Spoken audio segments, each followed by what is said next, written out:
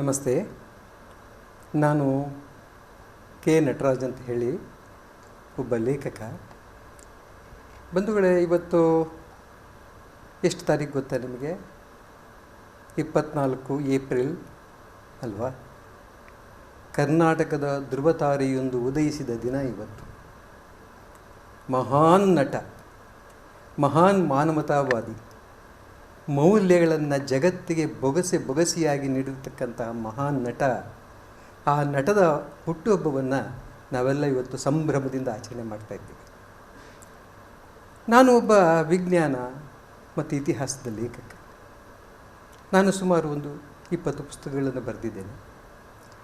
ಈ 21ನೆಯ ಪುಸ್ತಕ ಇದೆಯಲ್ಲ, ಇದು ನನ್ನ ಬಾಳಿನಲ್ಲಿ ಒಂದು ವಿಶೇಷವಾದ ಪುಸ್ತಕ ಅಂತ ನಾನಾದರೂ ಕೂಡ ಅಂದ್ಕೊಂಡಿದ್ದೇನೆ. ಬಹುಶಃ ನೀವಾದರೂ ಕೂಡ ಆ ಪುಸ್ತಕವನ್ನು ನೋಡಿದ್ರೆ ಅಂತೀರ, ಇದೊಂದು ವಿಶೇಷವಾದ ಪುಸ್ತಕ ಅಂತಲೇ ನೀವು ಅಂತೀರ. ಖಂಡಿತವಾಗಿಯೂ ಕೂಡ. ಆ ಪುಸ್ತಕ ಯಾವುದು ಗೊತ್ತಾ? ನೋಡಿ, ಮೌಲ್ಯಗಳ ಸರದಾರ ಡಾಕ್ಟರ್ ರಾಜ್ಕುಮಾರ್. ನೋಡೋದಕ್ಕೂ ಪುಸ್ತಕ ತುಂಬ ಸೊಗಸಾಗಿ ಕಾಣ್ತಾ ಇದೆ ಅಲ್ವಾ? ನಿಜಕ್ಕೂ ಕೂಡ ಚೆನ್ನಾಗಿ ಕಾಣ್ತಾ ಇದೆ. ಆದರೆ ಬರೀ ಸೊಗಸು ಅಷ್ಟೇ ಅಲ್ಲ, ಇಲ್ಲಿ ಈ ಪುಸ್ತಕದ ಹೀರೋ ಇದ್ದಾರಲ್ಲ, ಅವರು ಡಾಕ್ಟರ್ ರಾಜ್ಕುಮಾರ್. ಕನ್ನಡ ನಾಡು ಕಂಡ ಅಭೂತಪೂರ್ವ ನಟ. ಯಾಕೆ ಅಭೂತಪೂರ್ವ ನಟ ಅಂತ ಹೇಳಿದರೆ, ಬೇಕಾದಷ್ಟು ಜನ ನಟರು ಇದ್ದಾರೆ, ಇಲ್ಲ ಅಂತ ಅಲ್ಲ. ಯಾಕೆ ಅಂತ ಹೇಳಿದರೆ, ಈಗ ಅದಕ್ಕಿಂತ ಸ್ವಲ್ಪ ಹಿಂದೆ ಹೋಗೋಣ. ಈಗ ಬಸವಣ್ಣವರಾಗಲಿ, ಗಾಂಧೀಜಿಯವರಾಗಲಿ, ಇವ್ರನ್ನೆಲ್ಲ ಯಾಕೆ ಮಹಾತ್ಮ ಅಂತ ಹೇಳಿ ಕರಿತೀವಿ, ಅಥವಾ ಮಹಾನುಭಾವರು ಅಂತ ಯಾಕೆ ಕರಿತೀವಿ ಅಂತ ಹೇಳಿದರೆ, ಜಗತ್ತಿನಲ್ಲಿ ನುಡಿದಂತೆ ನಡೆದವರು. ನಡೆ ನುಡಿಗಳೊಂದಾದ ಭಕ್ತಿ ಹಿತವಪ್ಪದು ಶಿವಂಗಿ ಅಂತ ಹೇಳ್ತಾರೆ.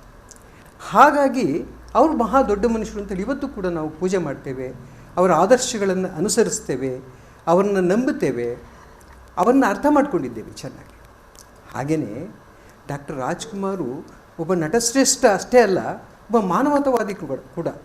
ಯಾಕೆಂದರೆ ಮೌಲ್ಯಗಳನ್ನು ಕೇವಲ ತೆರೆಯ ಮೇಲೆ ಹೇಳಿ ಜೀವನದಲ್ಲಿ ಏನೋ ಒಂದು ರೀತಿಯಲ್ಲಿ ಬದುಕಿರತಕ್ಕಂತಹ ನಟ ಅಲ್ಲ ಅವರು. ತೆರೆಯ ಮೇಲೆ ಏನನ್ನು ಹೇಳಿದರೋ ಅದನ್ನೇ ಜೀವನದಲ್ಲೂ ಪಾಲನೆ ಮಾಡ್ಕೊಂಬೋದು. ಬಹು ಕಷ್ಟದ ಜೀವನವನ್ನು ಅನುಭವಿಸಿದರು. ಆ ಕಷ್ಟದಲ್ಲಿ ಕಲಿಸಿದ ಪಾಠಗಳನ್ನು ಜೀವನ ಪೂರ್ತಿ ಮರೀಲಿಲ್ಲ ಅವರು. ಆ ಜೀವನದ ಮೌಲ್ಯಗಳನ್ನು ಎರಡು ಸಿನಿಮಾ ಮತ್ತು ತಮ್ಮ ಜೀವನದಲ್ಲಿ ಎರಡರಲ್ಲೂ ಕೂಡ ಸಮಷ್ಟಿಯಾಗಿ ಅದನ್ನು ತೋರಿಸಿದರು ಜನಕ್ಕೆ. ಹಾಗಾಗಿ ಆತೊಬ್ಬ ನಟಶ್ರೇಷ್ಠ ಅಂತ ಅಂದ್ಕೊಂಡಿದ್ದೇನೆ. ಅಂತಹ ನಟಶ್ರೇಷ್ಠನ ಒಂದು ಪುಸ್ತಕವನ್ನು ಬರೀತಕ್ಕಂಥ ಸೌಭಾಗ್ಯ ನನಗೆ ಬಂತು. ಈ ನಿಜಕ್ಕೂ ಕೂಡ ಈ ಪುಸ್ತಕ ಅತ್ಯಮೂಲ್ಯವಾದ ಪುಸ್ತಕ ಅಂತ ನನಗಾದರೂ ಅನಿಸುತ್ತೆ, ಖಂಡಿತ ನಿಮಗಾದರೂ ಕೂಡ ಅನಿಸುತ್ತೆ. ಈ ಪುಸ್ತಕ ನೀವು ನೋಡಿ, ಇದು ಸುಮಾರು 562 ಪುಟಗಳ ಬೃಹತ್ ಪುಸ್ತಕ. ಇದು ಸೈಜ್ ಏನು ಗೊತ್ತಾ ನಿಮಗೆ? 1/4 ಕ್ರೌನ್ ಅಂತ ಹೇಳಿ. 1/4 ಕ್ರೌನ್ ಅಂದರೆ ಸಾಮಾನ್ಯ ಪುಸ್ತಕಕ್ಕಿಂತ 1.5 ಪಟ್ಟು ದೊಡ್ಡದಾಗಿರ್ತಕ್ಕಂಥ ಪುಸ್ತಕ. ಈ ಪುಸ್ತಕದ ನೀವು ಮುಖಪುಟವನ್ನು ನೋಡಿದರೆ ಸಾಕು, ಎಷ್ಟೊಂದು ಆಕರ್ಷಣೀಯವಾಗಿದೆ ರಾಜ್ಕುಮಾರ್ ಅವರ ಚಿತ್ರ. ಬಹುಶಃ ಈ ಚಿತ್ರ ಎಲ್ಲೂ ಬಿಡುಗಡೆ ಆಗೇ ಇಲ್ಲ. ಈ ಚಿತ್ರ ನನ್ನ ಶಿಷ್ಯ ನನಗೆ ಪ್ರೆಸೆಂಟ್ ಮಾಡಿದ್ದು. MS ಮೂರ್ತಿಯವರು ಬರೆದಿರ್ತಕ್ಕಂಥ ಚಿತ್ರವನ್ನು, ಸಾರ್ ನಿಮ್ಮ ಪುಸ್ತಕಕ್ಕೆ ಅದನ್ನು ಬಳಸಿ, ಬಹಳ ತುಂಬ ಸೊಗಸಾಗಿದೆ, ಯಾಕೆ ಅದನ್ನು ಬಳಸಬಾರ್ದು ಅಂತ ಹೇಳಿ ನನಗೆ ಕೊಟ್ಟ. ಅಂತ ಈ MS ಮೂರ್ತಿಯವರು ಬರೆದಿರ್ತಕ್ಕಂಥ ಈ ಮಹಾನ್ ಚಿತ್ರ. MS ಮೂರ್ತಿಯವರು ಅಂತಾರಾಷ್ಟ್ರೀಯ ಕಲಾವಿದರು. ನಮ್ಮ ಕಪ್ಪಣ್ಣ ಸರ್ ಹೇಳಿದ ಹಾಗೆ ಅಂತಾರಾಷ್ಟ್ರೀಯ ಕಲಾವಿದರು. ಅವರ ಚಿತ್ರ ಈ ಪುಸ್ತಕದ ಸೌಭಾಗ್ಯ. ನೋಡಿ, ಶ್ರೇಷ್ಠ ನಟ, ಮಹಾನ್ ಮಾನವತಾವಾದಿ, ಮೌಲ್ಯಗಳನ್ನು ತೋರಿಸಿದ ವ್ಯಕ್ತಿ, ಅಂಥವರ ಚಿತ್ರವನ್ನು ನಮ್ಮ MS ಮೂರ್ತಿಯವರು ಬಹಳ ಸೊಗಸಾಗಿ ಬರೆದು ಕೊಟ್ಟಿದ್ದಾರೆ. ಇದಾದ ಮೇಲೆ ಒಳಪುಟಗಳಲ್ಲಿ ನೀವು ಹೋದರೆ, ಇದಕ್ಕೆ ಮಹಾನ್ ಧಾರ್ಮಿಕ ಗುರುಗಳಾಗಿರ್ತಕ್ಕಂಥ ಅರಳುಮಲ್ಲಿಗೆ ಪಾರ್ಥಸಾರಥಿಯವರು ಮುನ್ನುಡಿಯನ್ನು, ಚನ್ನುಡಿಯನ್ನು ಬರೆದಿದ್ದಾರೆ. ಬಹಳ ಸೊಗಸಾಗಿ ಬರೆದಿದ್ದಾರೆ. ಇದು ನನ್ನ ಬಗ್ಗೆ ಅವರು ಮಾತಾಡಿರ್ತಕ್ಕಂಥದ್ದು ಖಂಡಿತ ಅಲ್ಲ, ಅದು ಡಾಕ್ಟರ್ ರಾಜ್ಕುಮಾರ್ ಅವರ ಬಗ್ಗೆ. ಬಹಳ ಪ್ರೇಮ ಇತ್ತು ರಾಜ್ಕುಮಾರ್ ಅವರ ಬಗ್ಗೆ ಸರ್ರಿಗೆ. ಅವರ ಎಷ್ಟೋ ಅನುಭವಗಳನ್ನು ನನಗೆ ಕೂಡ ಹೇಳಿದ್ದಾರೆ ಅವರು. ಅಂತಹ ಮಹಾನುಭಾವರು ನಮಗೆ ಈ ಪುಸ್ತಕಕ್ಕೆ ಮುನ್ನುಡಿಯನ್ನು ಬರೆದಿದ್ದಾರೆ. ಆಮೇಲೆ ಈ ಪುಸ್ತಕದಲ್ಲಿ ಏನು ಇರಬಹುದು ಒಳಗಡೆ ಅನ್ನತಕ್ಕಂಥ ಕುತೂಹಲನೂ ಕೂಡ ತಮಗೆ ಇರುತ್ತೆ. ಸುಮಾರು ರಾಜ್ಕುಮಾರ್ ಅವರು ಸರ್ ಹೇಳಿದ ಹಾಗೆ 205 ಚಿತ್ರಗಳಲ್ಲಿ ನಟನೆ ಅದರಲ್ಲಿ ಏನಾಯಿತು ಅಂದರೆ 130ರಿಂದ 135 ಚಿತ್ರಗಳು ಸಾಮಾಜಿಕ ಚಿತ್ರಗಳಲ್ಲಿ ನಟನೆ ಮಾಡಿದರು ರಾಜರವರು. ಅದರಲ್ಲಿ ಸಾಮಾಜಿಕ ಮೌಲ್ಯಗಳು, ಮಾನವೀಯ ಮೌಲ್ಯಗಳು, ಸತ್ಯ, ಧರ್ಮ, ಅಹಿಂಸೆ ಈ ಮೌಲ್ಯಗಳನ್ನೇ ತೋರಿಸ್ತಾ ಬಂದರು. ಅದು ರಾಜ್ಕುಮಾರ್ ಬಗ್ಗೆ ಹೇಳ್ತಾ ಹೋದರೆ ಬೇಕಾದಷ್ಟು ಹೇಳ್ಬೋದು ಬಿಡಿ. ಆದರೆ ಆ ಮೌಲ್ಯಗಳು ಎಷ್ಟೊಂದು ಸತ್ವಯುತವಾಗಿದ್ದವು, ಏನನ್ನು ಹೇಳಿದರೂ ಅದನ್ನು ತೋರಿಸಿದರು. ಅಷ್ಟು ಮೌಲ್ಯಗಳನ್ನು ತೋರಿಸಿರ್ತಕ್ಕಂಥ 125 ಚಿತ್ರಗಳನ್ನು ಇಲ್ಲಿ ಆಯ್ಕೆ ಮಾಡಿಕೊಂಡು ಸಾಮಾಜಿಕ ಚಿತ್ರಗಳನ್ನು ಮಾತ್ರ ಆಯ್ಕೆ ಮಾಡಿಕೊಂಡಿದ್ದೇನೆ. ಈ ಬಾಂಡ್ ಸಿನಿಮಾಗಳನ್ನು ಬಿಟ್ಟಿದ್ದೇನೆ. ಮತ್ತು ಈ ಪೌರಾಣಿಕ ಚಿತ್ರಗಳು, ಐತಿಹಾಸಿಕ ಚಿತ್ರಗಳು ಅಥವಾ ಮತ್ತು ಬೇರೆ ಇತರೆ ಜಾನಪದ ಚಿತ್ರಗಳು ಇಂಥಗಳ ಚಿತ್ರಗಳನ್ನು ನಾನು ತೆಗೆದುಕೊಂಡಿಲ್ಲ. ಯಾಕೆಂದರೆ ಮೌಲ್ಯಗಳು ಅಲ್ಲಿ ಕೆಲವು ಕಡೆ ಸ್ವಲ್ಪ ಮಸುಕಾಗುವ ಅವಕಾಶಗಳಿರ್ತವೆ. ಹಾಗಾಗಿ ಅದಾದ ನಂತರ ಆ ಮೌಲ್ಯಗಳಲ್ಲಿ 125 ಚಿತ್ರಗಳ ಮೌಲ್ಯಗಳಲ್ಲಿ ಚಿತ್ರಕಥೆ ಇದೆ. ಯಾವ್ಯಾವ ಮೌಲ್ಯಗಳನ್ನು ಅವರು ತೋರಿಸಿದ್ದಾರೆ, ಯಾವ ಮೌಲ್ಯಗಳನ್ನು ವೈಭವೀಕರಿಸಿದ್ದಾರೆ, ಅವರಿಗೆ ಸಹಾಯ ಮಾಡಿದವರು ಯಾರು, ಇವೆಲ್ಲ ವಿಷಯಗಳು ಬರ್ತವೆ. ಇಲ್ಲಿ ಎಲ್ಲ ಪಾತ್ರಗಳು ಬರ್ತವೆ. ನಿರ್ದೇಶಕರು ಬರ್ತಾರೆ, ಸಂಗೀತ ನಿರ್ದೇಶಕರು ಬರ್ತಾರೆ, ಫೈಟ್ ಮಾಸ್ಟರ್ ಬರ್ತಾರೆ, ಒಬ್ಬ ಲೈಟ್ ಬಾಯ್ ಕೂಡ ಬರ್ತಾನೆ. ಹಾಗಾಗಿ ರಾಜ್ಕುಮಾರ್ ಒಂದು ಮೌಲ್ಯಗಳನ್ನು ತೋರಿಸಿದ್ರು ಅಂದರೆ ಅದಕ್ಕೆ ಬಹಳಷ್ಟು ಜನ ಬೆಂಗಾವಲಾಗಿ ಎಲ್ಲವನ್ನು ಕೊಟ್ಟಿದ್ದಾರೆ. ಆದರೆ ರಾಜ್ಕುಮಾರ್ ಅವರು ಅದನ್ನು ತೋರಿಸಿದ ರೀತಿ ಇದೆಯಲ್ಲ, ಅದು ಕಿರೀಟಪ್ರಾಯ ಅಷ್ಟೇ. ಆನಂತರ ಈ ಪುಸ್ತಕದ 2ನೇ ಭಾಗದಲ್ಲಿ ಅವರು ಜೀವನದಲ್ಲಿ ಆ ಮೌಲ್ಯಗಳನ್ನು ಹೇಗೆ ಪಾಲಿಸಿದರು ಅಂಥೇಳಿ 50 ಅಧ್ಯಾಯಗಳನ್ನು ಬರೆದಿದ್ದೇನೆ. ಸಂಕ್ಷಿಪ್ತ ಅಧ್ಯಾಯಗಳನ್ನು 50 ಅಧ್ಯಾಯಗಳು. ಅದು ಎಲ್ಲರೂ ಓದಲೇಬೇಕಾಗಿರ್ತಕ್ಕಂಥ ಅಧ್ಯಾಯ. ಯಾಕೆಂದರೆ ಅಲ್ಲಿ ಮೌಲ್ಯಗಳು ಜೀವನದಲ್ಲಿ ಹೇಗೆ ಸಾಕ್ಷಾತ್ಕರಿಸಿಕೊಂಡ್ರು ಅವರು, ಅಲ್ಲಿ ನಡೆ ನುಡಿ ಹೇಗೆ ಒಂದಾಯಿತು ಅಂದರೆ ನಿಜವಾಗ್ಲೂ ಅದ್ಭುತವಾದ ನಟ ಅಷ್ಟೇ ಅಲ್ಲ, ಅದ್ಭುತವಾದ ಮನುಷ್ಯ ಕೂಡ. ಅವರು ಕೂಡ ಕೆಲವು ತಪ್ಪುಗಳನ್ನು ಮಾಡಿಕೊಂಡ್ರು. ಆ ತಪ್ಪುಗಳನ್ನು ತಿದ್ದಿ ಬದುಕಿದ ರೀತಿಯನ್ನು ಈ ಪುಸ್ತಕದಲ್ಲಿ ತೋರಿಸಲಾಗಿದೆ. ಹಾಗಾಗಿ ಈ ಚಿತ್ರಕ್ಕೆ ಕೊನೆಯಲ್ಲಿ ನಮ್ಮ ಬರಗೂರು ರಾಮಚಂದ್ರಪ್ಪ ಸರ್ ಬೆನ್ನುಡಿಯನ್ನು ಬರೆದಿದ್ದಾರೆ. ಎಷ್ಟೊಂದು ಅದ್ಭುತವಾಗಿ ಬರೆದಿದ್ದಾರೆ ಅವರು, ಎಷ್ಟೊಂದು ಸೊಗಸಾಗಿ ಬರೆದಿದ್ದಾರೆ. ರಾಜ್ಕುಮಾರ್ ಅವರ ಪರಮಾಪ್ತರು ಬರಗೂರು ರಾಮಚಂದ್ರಪ್ಪನವರು. ಯಾಕೆ ರಾಜ್ಕುಮಾರ್ ಮತ್ತು ಬರಗೂರು ರಾಮಚಂದ್ರಪ್ಪ ಅಂತಂದರೆ ಅವರಿಬ್ಬರಲ್ಲಿ ಅಷ್ಟೊಂದು ಆತ್ಮೀಯತೆ ಯಾಕಿತ್ತು ಅಂದರೆ ಅವರಿಬ್ಬರ ಮೌಲ್ಯಗಳು ಒಂದೇ ರೀತಿಯಲ್ಲಿದ್ದವು. ಹಾಗಾಗಿ ಅವರಿಬ್ಬರು ಪರಮ ಸ್ನೇಹಿತರಾಗಿದ್ದರು, ಅವರ ಅಂತರಂಗದ ಸ್ನೇಹಿತರಾಗಿದ್ದರು ಬರಗೂರು ರಾಮಚಂದ್ರಪ್ಪನವರು. ಹಾಗಾಗಿ ಅವರ ಬೆನ್ನುಡಿ ಇದೆ. ಹಾಗಾಗಿ ಇದೊಂದು ಅತ್ಯಮೂಲ್ಯವಾದ ಪುಸ್ತಕ. ರಾಜ್ಕುಮಾರ್ ಅವರು 2006ರಲ್ಲಿ ಮರಣಿಸಿದಾಗ ನನ್ನ ತಲೆಗೆ ಇದು ಶೂನ್ಯನೇ ಆವರಿಸಿತು. ಒಬ್ಬ ಮೌಲ್ಯಗಳನ್ನು ಚಿತ್ರಗಳಲ್ಲಿ ತೋರಿಸ್ತಕ್ಕಂತಹ ವ್ಯಕ್ತಿ, ಸಿನಿಮಾಗಳಲ್ಲಿ ತೋರಿಸ್ತಕ್ಕಂಥ ವ್ಯಕ್ತಿ, ಜೀವನದಲ್ಲೂ ಅದನ್ನು ಅಳವಡಿಸ್ಕೊಂಡಿರ್ತಕ್ಕಂತಹ ವ್ಯಕ್ತಿ ಮಾಯವಾದ್ರಲ್ಲ. ಇನ್ನು ಮೌಲ್ಯಗಳನ್ನು ಜಗತ್ತಿಗೆ ಹೇಳುವವರು ಯಾರು, ಮೌಲ್ಯಗಳು ಜನತೆಗೆ ತಿಳಿಸ್ತಕ್ಕಂಥ ವ್ಯಕ್ತಿ ಯಾರಿದ್ದಾರೆ? ಒಂದು ಶೂನ್ಯವೇ ಇಡೀ ಚಿತ್ರ ಜಗತ್ತಿಗೆ ಆವರಿಸೋಯ್ತು. ಆಗ ನನಗೆ ಅನಿಸಿದ್ದು, ಈ ನಟ ಹೋದರೂ ಕೂಡ ಇವತ್ತಿಗೂ ಏನೋ ಆ ಚಿತ್ರಗಳಿದ್ದಾವೆ ಬಿಡಿ, ಆ ಚಿತ್ರಗಳಲ್ಲಿ ನೋಡಿದಾಗ ಆ ಮೌಲ್ಯಗಳು ಖಂಡಿತ ಗೊತ್ತಾಗುತ್ತೆ. ಆದರೆ ನಮ್ಮ ಮುಂದಿನ ಜನಾಂಗಕ್ಕೆ ಅದನ್ನು ತಲುಪಿಸ್ತಕ್ಕಂಥ ಜವಾಬ್ದಾರಿ ಒಬ್ಬ ಲೇಖಕನಾಗಿ ನನಗೆ ಇರಬೇಕಲ್ವ. ಆ ಒಂದು ಜವಾಬ್ದಾರಿಯನ್ನು ನಾನು ಹೊತ್ತುಕೊಂಡು ಈ ಪುಸ್ತಕವನ್ನು ರಚನೆ ಮಾಡಿದ್ದೇನೆ. ನಾನು ಗ್ರಾಮೀಣ ಪ್ರದೇಶದ ಶಿಕ್ಷಕ.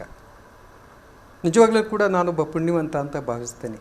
ಯಾಕೆಂತ ಹೇಳಿದರೆ ಈ ಪಟ್ಟಣಗಳಲ್ಲಿ ಶಿಕ್ಷಕರಾಗಿ ಕೆಲಸ ನಿರ್ವಹಿಸೋದ ಕಷ್ಟವನ್ನು ನಾನು ನೋಡ್ತಾ ಇದ್ದೀನಿ. ನನ್ನ ಗಿರಿಯಾಪುರದಲ್ಲಿ ನಾನು ಕೆಲಸ ಮಾಡಿದ ಶಾಲೆ ಆಗಿರ್ಬೋದು, ನಾನು ಪಾಠ ಹೇಳಿದ ವಿದ್ಯಾರ್ಥಿಗಳಾಗಿರ್ಬೋದು, ಯಾಕೆ ನನ್ನನ್ನು ಅಷ್ಟು ಜನ ವಿದ್ಯಾರ್ಥಿಗಳು ನನ್ನನ್ನು ಇಷ್ಟಪಡ್ತಾರೆ ಅಂದರೆ ಬಹುಶಃ ನಾನು ಕೂಡ ರಾಜರವರ ಮೌಲ್ಯಗಳನ್ನು ಅವರಿಗೆ ತಲುಪಿಸಿದ್ದೀನಿ ಅಂತ ಅನಿಸುತ್ತೆ. ಒಂದು ಸಿನಿಮಾ ನೋಡಿ ಬಂದಾಗ ತರಗತಿಯಲ್ಲೇ ನೋಡು ಇಂಥ ಸಿನಿಮಾ ನೋಡಿದೆ ಕಣೋ ನಾನು, ಅದ್ರಲ್ಲಿ ಎಂಥ ಮೌಲ್ಯ ಇದ್ದು ಗೊತ್ತಾ, ನೀವೆಲ್ಲ ಅದನ್ನು ಕಲಿಬೇಕಲ್ವಾ, ಆ ಮೌಲ್ಯಗಳು ಬೇಕಲ್ವಾ, ನೀವು ತಂದೆ ತಾಯಿಯನ್ನು ಚೆನ್ನಾಗಿ ನೋಡ್ಕೊಳ್ಬೇಕಲ್ವಾ, ನಿಮ್ಮ ಕುಟುಂಬವನ್ನು ನೋಡ್ಕೊಳ್ಬೇಕಲ್ವಾ. ಅದು ಈ ಮೌಲ್ಯಗಳನ್ನು ಹೇಳ್ತಾ ಹೋಗ್ತಾ ಇದ್ದೆ. ಅವರಿಗೆ ಬೇಕಾಗಿರ್ತಕ್ಕಂಥ ಚಟುವಟಿಕೆಗಳು, ಸಾಂಸ್ಕೃತಿಕ ಚಟುವಟಿಕೆಗಳನ್ನು ಮಾಡಿಸ್ತಾ ಇದ್ದೆ. ವಿಜ್ಞಾನದ ಯಾವುದಾದ್ರು ಒಂದು ದೊಡ್ಡ ಇದಕ್ಕೆ ಹೋಗಬೇಕು, ಕರ್ಕೊಂಡು ಹೋಗಬೇಕು ಅಂತ ಹೇಳಿದರೆ ಕಾರ್ಯಕ್ರಮಕ್ಕೆ ಅದು ಕರ್ಕೊಂಡು ಹೋಗ್ತಾ ಇದ್ದೆ. ಎಕ್ಸಿಬಿಷನ್ಸ್ಗಳು ಸ್ಟೇಟ್ ಲೆವೆಲಿಗೆ ಕರ್ಕೊಂಡು ಹೋಗ್ತಾ ಇದೆ. ಹೀಗೆ ಸರ್ವತೋಮುಖವಾದ ವಿದ್ಯಾರ್ಥಿಗಳಿಗೆ ಬೇಕಾದ ಅಂಶಗಳನ್ನು ನಾನು ಕೊಡ್ತಾ ಬಂದಿದ್ದರಿಂದ ಬಹುಶಃ ನನ್ನ ವಿದ್ಯಾರ್ಥಿಗಳು ಭಾಳ ನನಗೆ ಹತ್ತಿರ ಆದರು. ಹಾಗಾಗಿ ಈ ಮೌಲ್ಯಗಳನ್ನು ಎಲ್ಲೋ ನನ್ನ ಪಾಠದಲ್ಲೂ ನಾನು ಅಳವಡಿಸ್ಕೊಳ್ತಾ ಬಂದೆ, ಹೇಳ್ತಾ ಬಂದಾದಾಗ ನನಗೆ ಹಾಗೆ ಕೊನೆಗೆ ಈ ಪಾಠ ಮಾಡ್ತಕ್ಕಂಥದ್ದನ್ನು, ಬೋಧನೆ ಮಾಡ್ತಕ್ಕಂಥದ್ದನ್ನು ಯಾವಾಗ ನಿಲ್ಲಿಸಿದ್ನೋ, ನಾನು ಅಲ್ಲಿಂದ ಕೆಲಸ ಬಿಟ್ಟು ಬಂದ ಮೇಲೆ, ಹೌದಲ್ಲ ನಂದು ಜವಾಬ್ದಾರಿ ಕೇವಲ ಶಿಕ್ಷಕನಾಗಿ ನಾನು ಮಾತ್ರ ಮಾಡಿದೆ.